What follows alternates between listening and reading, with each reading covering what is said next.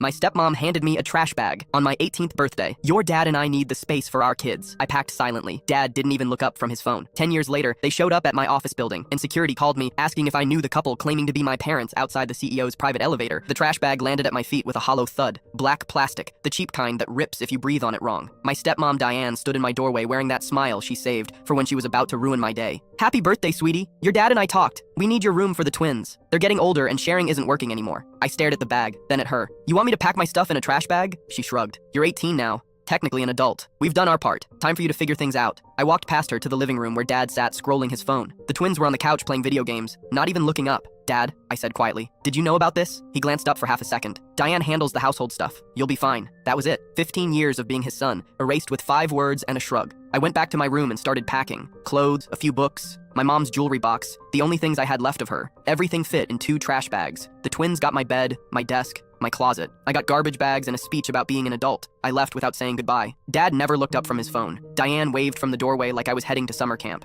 I slept on my friend Marcus's couch for 3 months while working double shifts at a warehouse. Applied to every scholarship I could find. Got into state school on a combination of grants, loans, and sheer desperation. I studied finance and business like my life depended on it, because it did. I graduated with honors, got hired at a mid-level firm, and started climbing. No safety net meant no room for failure. By 30, I'd made senior analyst. By 35, I was directing acquisitions. Last year, I became the youngest chief operating officer in my company's history. I bought a penthouse, drove a car that cost more than Dad's house, and never once called home. Then last Tuesday, my assistant Patricia buzzed through sounding confused. Security is calling about a couple at the main entrance. They're claiming to be your parents and demanding access to your floor. They're causing a scene. I felt my stomach drop. Send me the camera feed. The security monitor showed them. Dad looked smaller, grayer, defeated. Diane stood beside him, that same entitled posture, but her clothes were worn and her face was harder. Tell security I'll be right down. I took the elevator to the lobby, straightened my suit, and walked through the marble-floored entrance. They spotted me immediately. Diane's face lit up. There you are. We've been trying to reach you for months. Your father's been sick and we're drowning in medical bills. We need help. Dad stepped forward. Son, I know we haven't talked, but family helps family. You've clearly done well.